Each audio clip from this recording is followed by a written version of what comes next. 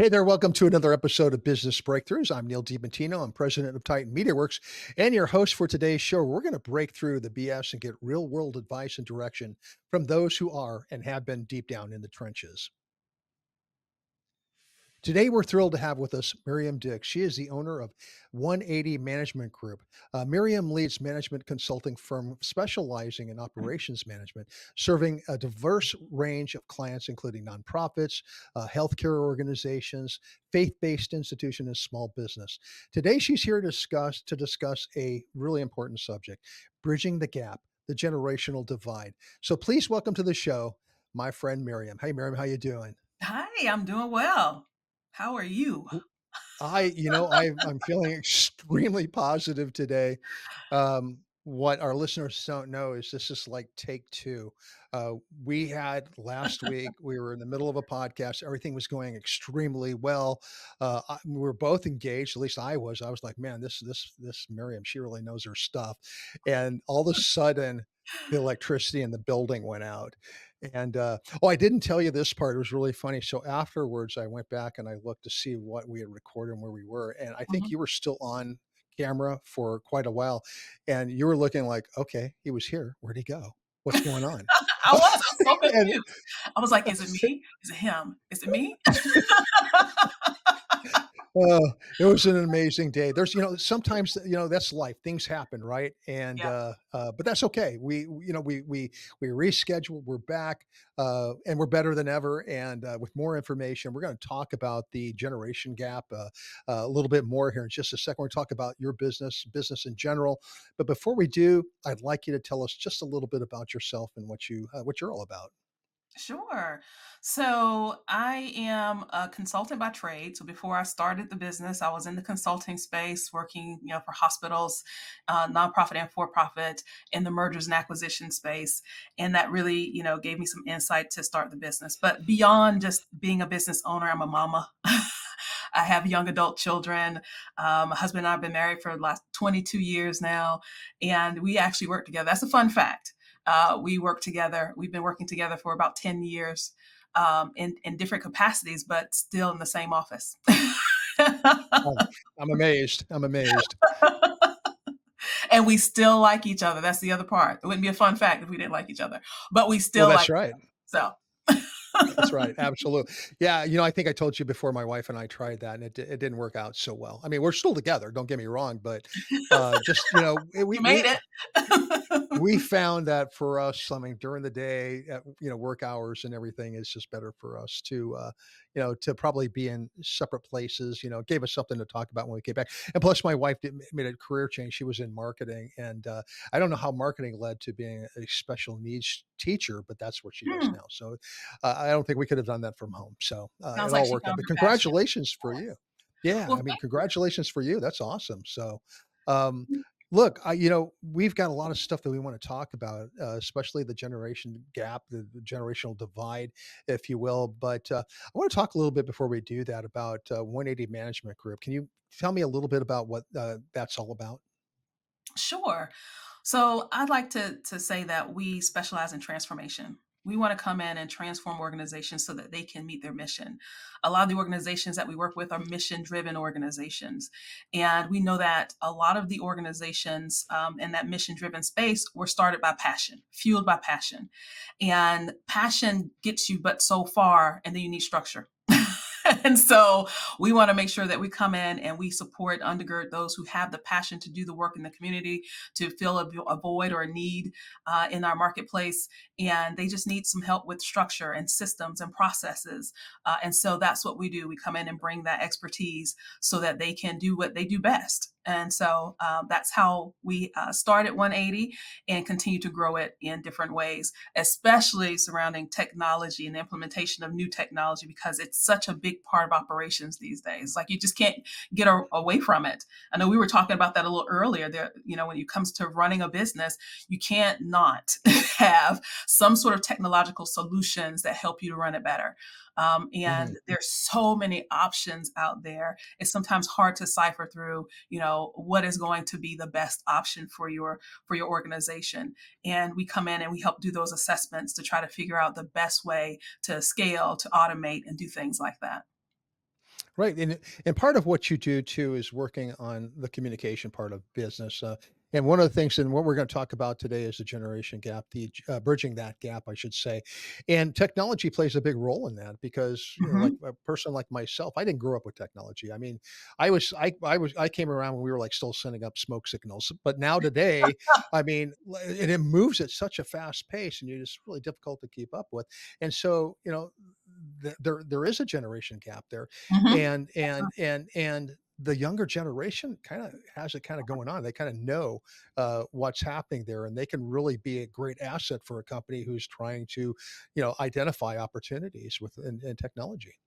Exactly. I'd like to say that I think that our generation, I'm in Generation X, um, that we're a bridge generation. So I wasn't born with the technology. Like my children were born with technology. They don't know anything different. They're Generation Z, but they don't know a life without technology.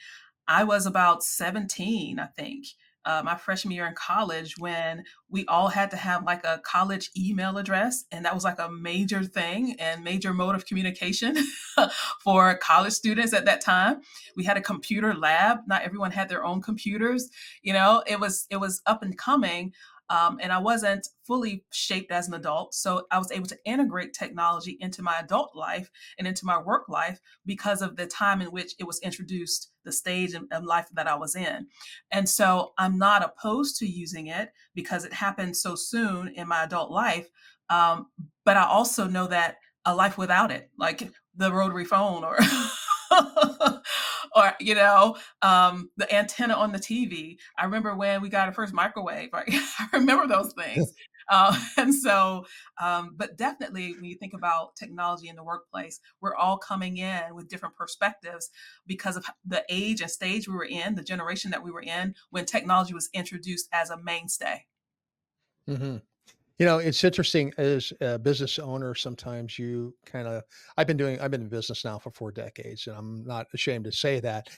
So I know a few things, but I Mhm, don't know everything, mhm, so mhm. we were just talking about CRMs and management tools and that type of thing. And the difficulty somebody like myself would have with that. But, the younger people, like you said, I mean, and the bridge generation too. I mean, you kind of grew up with that. You understand it a lot better. And if we would just listen to the younger generation, we could maybe understand, what works, what doesn't work, and how to use some of the new technologies as well. Well, I kind of see it, and this is fresh, right? I kind of see it as they were born bilingual. Right? They talk about when, Yeah. if you are introduced to a new language after birth, like as soon as you're born, then the likelihood of you being able to speak both languages is really high, as long as you're Hmm. continuing to be exposed to both, right? Two different languages. The older you are, to try and pick up a new language becomes more difficult. And so, it takes, not that it's impossible, it just takes time and a lot of practice.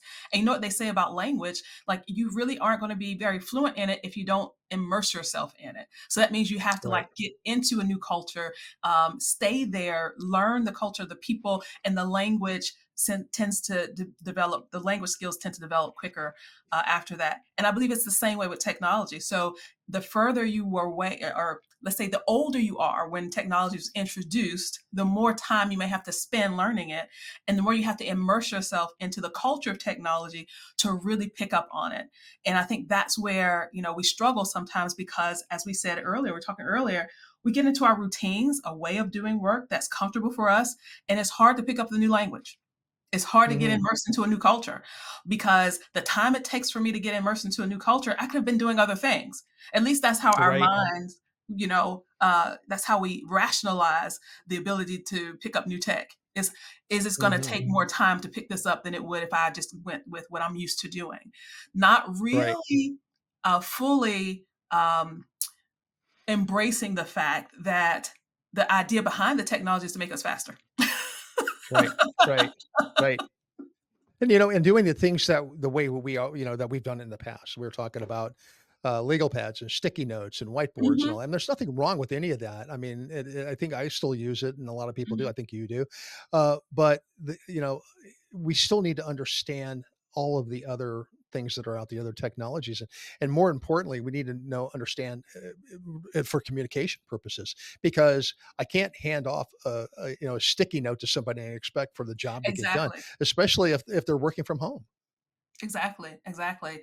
So if we think about technology as a tool, and as a vehicle for us to communicate, then that makes more sense. Like you said, if I have all my notes in a notebook, I'm going to have to either copy the pages and give it to someone, or give them my notebook and then I don't have it. so Right. so it's I mean it's that's not the way to share information. And I think the sharing is what makes, this need to bridge the gap so important, because there's a lot of information that we need to share amongst ourselves and with our colleagues. And it's not always just limited to, the day-to-day, tasks that we are completing. Sometimes we need to have a database or repository of even our information, our thoughts about, how we would approach certain projects and things like that. And so I just think it's important for us to look at technology as more than just a tool for tasks, but a communication mode that allows us to really have this sort of data dump from our own individual minds and practices into a place where we can all share information and ideas. Absolutely. So in your experience, I mean, as far as understanding and addressing the generational divide, I mean, how does that contribute or improve teamwork, collaboration, overall effectiveness of an organization? Well, I'll give you some scenarios and we can kind of talk through that a little bit, at least one. So I, like have adopted some practices and ways of doing work that are comfortable for me, right? I may like to take notes at a meeting on in a notebook. I like to have conversations in my office. I'm more relational. I want to have the face to face contact, and that's how I operate. Well, someone else in my office may say, an email would suffice. I don't need to come in and have a meeting with you. I just want to send you an email, give you this information. If we're in a meeting and information is being collected, why don't we have just one way of collecting that information? Everyone gets it, instead of everyone having separate notes and we're all trying to figure out who who had the right notes. Mm, Right. um, and so this can become a very sticky, like a sticking point in some organizations, where you may have an older generation really bucking against the kicking against the pricks on on how it is that we communicate. And because they just don't want to do anything different. That's just the way that they have learned to be effective as executives. And then you have a mhm, younger generation coming in saying, hey, well, this doesn't work for everyone anymore. It may work for you, but it doesn't work for everyone. And how can we, right. make this work? And so we have to, come to some sort of meeting point that say to understand what's the best for the organization, not for us individually. And that's where we Mhm, have more of the opportunity to bridge the divide, because it's not about our own individual needs. It's about what makes the organization more effective, what makes the organization more efficient, given the services, the products, and our clients, donors, whoever it is that we're serving. We need to make sure that we're serving them well. And if we can't right. communicate internally, then obviously we're going to miss some opportunities to really perform well and serve our stakeholders well. And so when you make it less subjective and personal and make it more objective about what the goal is that we're trying to accomplish, what we're trying to reach, then we can start bridging that divide. Now, I will say that part of this solution is also understanding what each of us brings to the table, because you can't just say that because you're a generation that's without wasn't born with technology, that you don't have perspective on technology that could be helpful.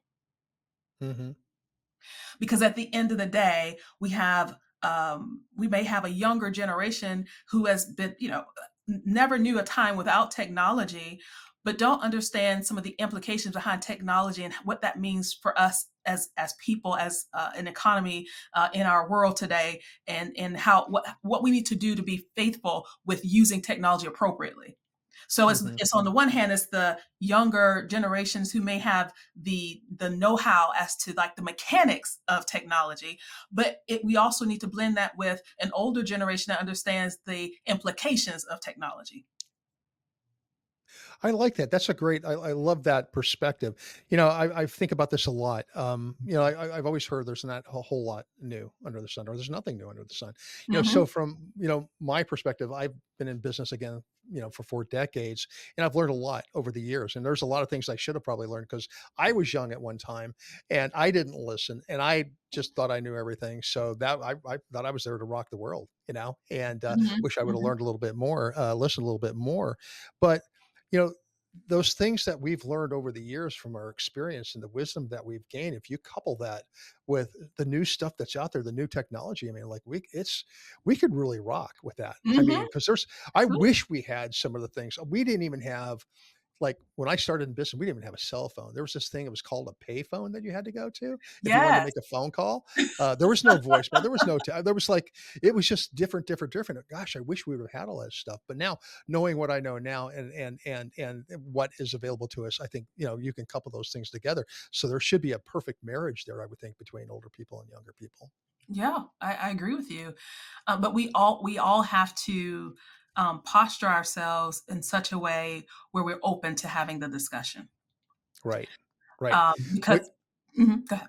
no, go ahead. Go ahead. As in without the discussion, we're just kind of dead in the water, right? We're all just kind of stuck on a side. Right. I'm stuck Right. on this side. I'm on this side of the technology divide or technological divide, and we need to be able to have those open discussions to move us forward. Absolutely. So here's the thing. Here's the rub on this whole thing, right? As a Mhm. consultant, this is the question I'm going to ask you. As a consultant, I mean, how do you get this across to, maybe leaders that you're dealing with and people that you're dealing with? Because look, we all think we know everything, right? I mean, that's kind of how that's inbred in us. We like think we know everything and nobody else knows anything else. And so, but you're absolutely, everything you said is absolutely true and everything's correct. How do you get that across to your clients that that is something they need to work on? Well, you have to start with the pain point.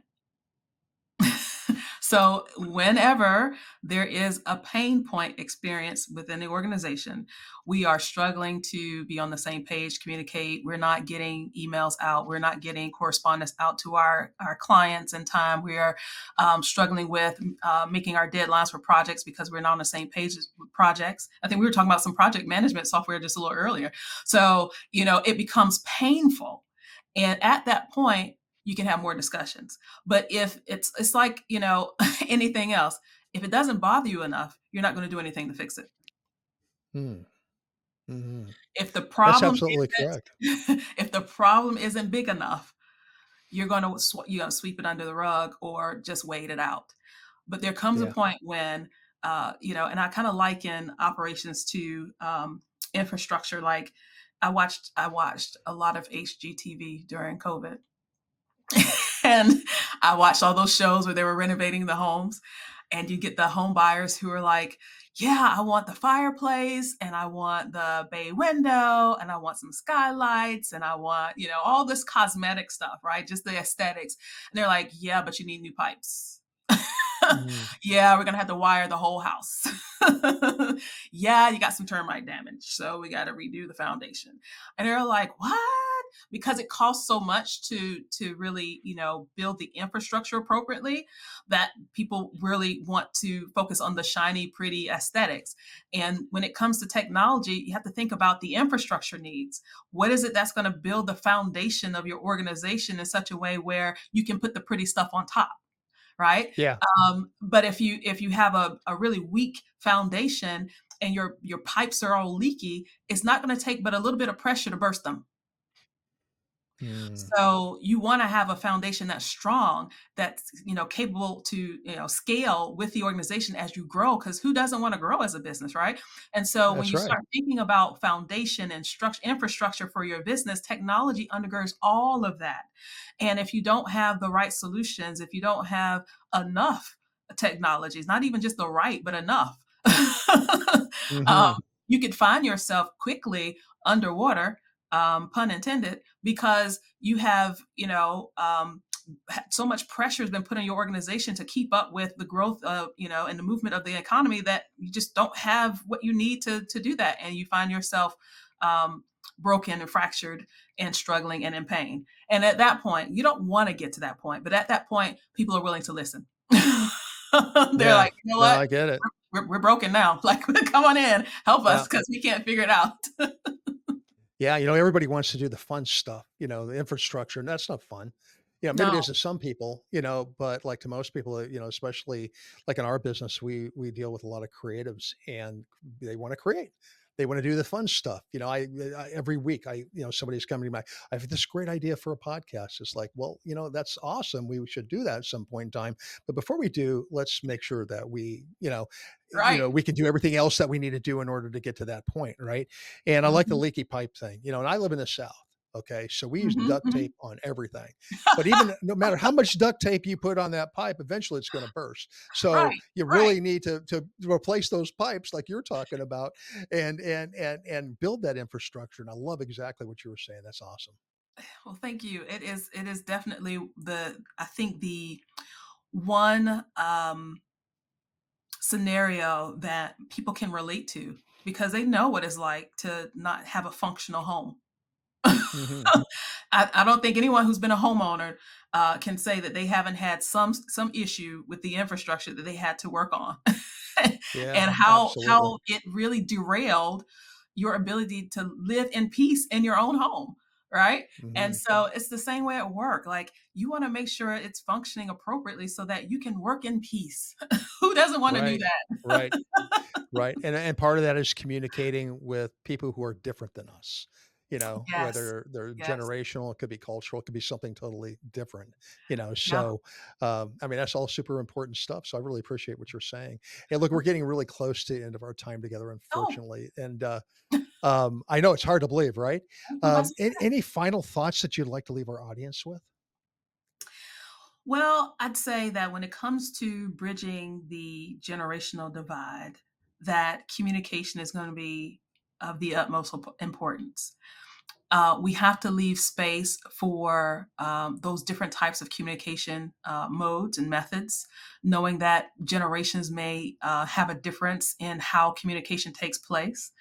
If, for example, you may have someone who's been in executive leadership for a long time. We have to open the door for someone who is new coming to our organization, new in their career, to feel like they can speak up.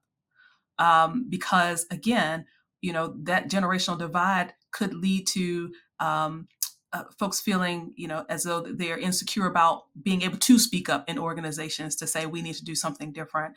So I do say that, from our older generation, make sure the door is open. And then from our younger generation, make sure that we're willing to learn something, even though we may feel like we know it already. Right, absolutely. Well, fantastic. That's great information, great advice. Miriam, if our audience would like to get in contact with you to find out more about you and about your business, how do they go about doing that? Sure. I'd say the best way to reach us is on LinkedIn, because anything that we're doing, we share it on LinkedIn. If you want more information about how it is that we can come help your business, definitely reach out to us on our website, which is 180 Management Group. That's 180managementgroup.com. And you can definitely schedule some time with us there. Well, Miriam, thank you so much for being on the show. You're a wonderful guest. I really appreciate you being here today. Thank you. I had so much fun. Absolutely. Hey, folks, that's all we have for you today. So thrilled that you could be with us. If you enjoyed today's episode, please don't forget to subscribe and leave a review. Business Breakthroughs is sponsored by Titan Media Works, providing podcast production for those who want to be or are in the podcasting space. Please check us out at titanmediaworks.com. This works spelled WORX. And also check out all the other great hosts at the Small Business Delivered Network at smallbusinessdelivered.com. Hey, be sure to stay tuned for more business breakthroughs. But until then, stay positive and keep breaking through. Thanks a lot and have a great day. Bye bye.